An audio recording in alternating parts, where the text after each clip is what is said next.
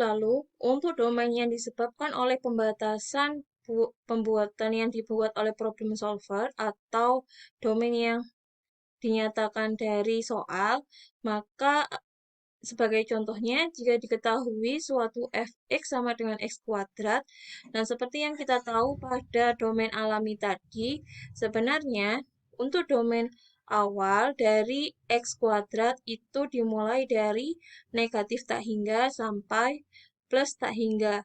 Akan tetapi, pada soal ini diberikan suatu rentang yaitu 0 sampai 1. Atau dengan kata lain, domain fungsi fx sama dengan x kuadrat yang sekarang itu berada pada rentang 0 sampai 1. Nah, yang seperti ini disebut sebagai suatu domain yang ditentukan oleh problem solver. Atau dengan kata lain, si domain yang ditentukan oleh problem solver ini itu merupakan suatu domain yang merupakan himpunan bagian dari domain alaminya. Jadi suatu domain yang terbentuk dari ini atau domain yang ditentukan oleh problem solver itu tidak mungkin berada di luar dari domain alaminya si fungsi itu sendiri. Selain domain, kita memiliki suatu range atau ruang hasil dari suatu fungsi. Jadi misalkan saya punya suatu fungsi f dan y itu sama dengan fx, maka range dari fungsi f merupakan himpunan seluruh nilai dari fungsi x ini, dan atau dengan kata lain, karena di sini y itu ekuivalen dengan fx, maka ruang hasil atau range itu merupakan seluruh nilai yang mungkin pada berada di y.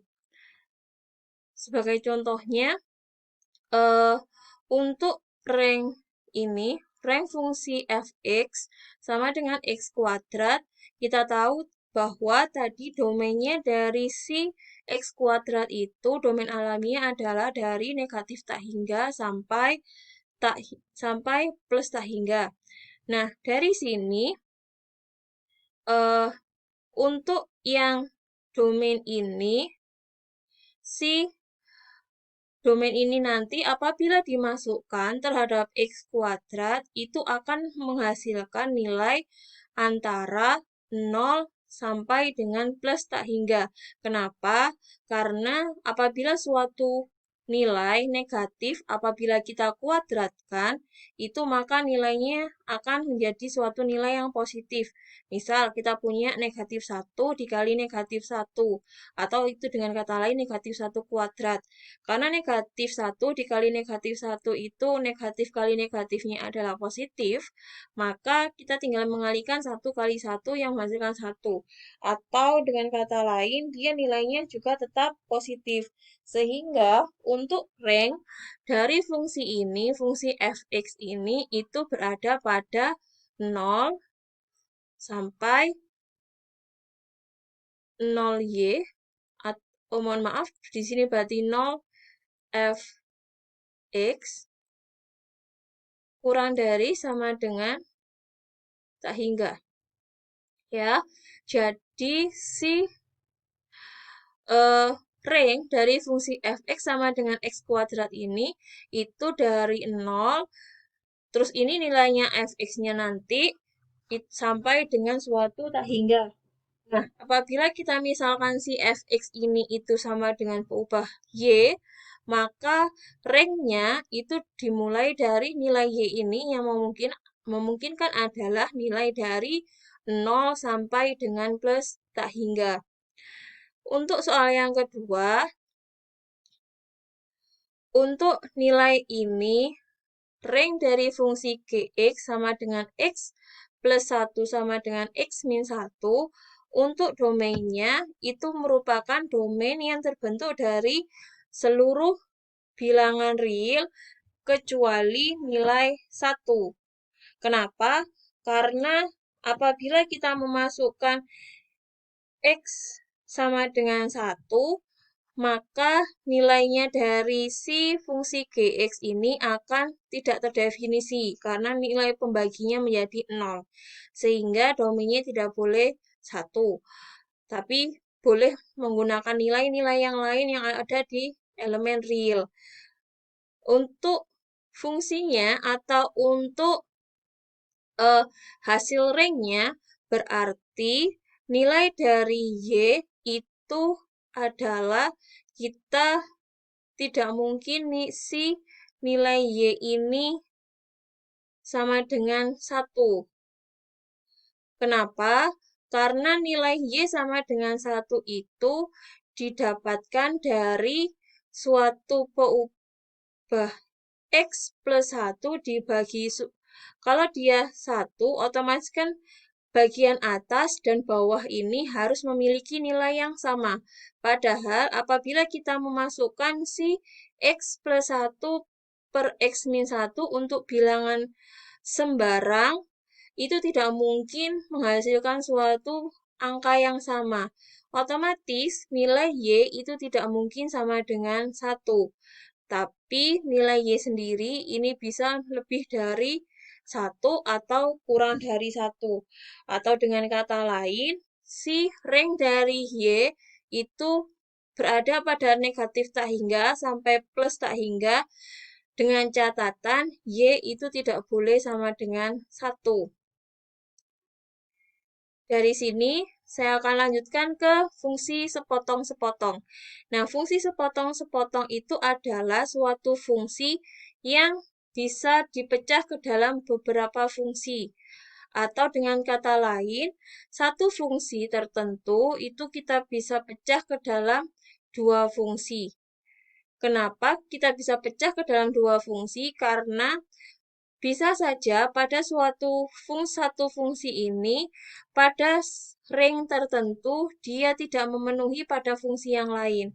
Contohnya pada contoh yang pertama ini, jika saya memiliki fungsi X sama dengan mutlak X, maka si fungsi fx sama dengan mutlak X ini bisa kita pecah menjadi dua fungsi, yaitu pada saat negatif X, jadi fungsi X sama dengan nilainya adalah negatif X apabila nilai X yang dimasukkan pada fungsi ini atau fungsi negatif X ini adalah nilai X yang kurang dari 0.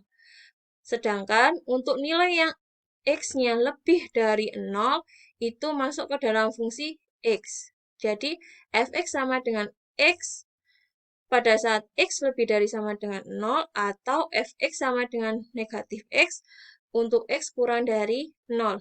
Kenapa demikian? Kita tahu bahwa fungsi fx sama dengan mutlak X itu pasti menghasilkan suatu nilai positif.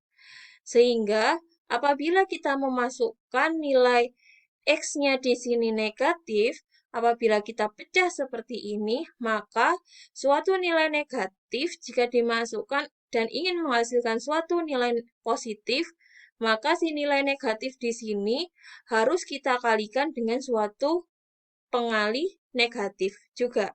Sehingga untuk mendapatkan si fungsi fx sama dengan x, untuk bilangan yang kurang dari 0, maka si X yang ada di sini itu kita kalikan dengan negatif.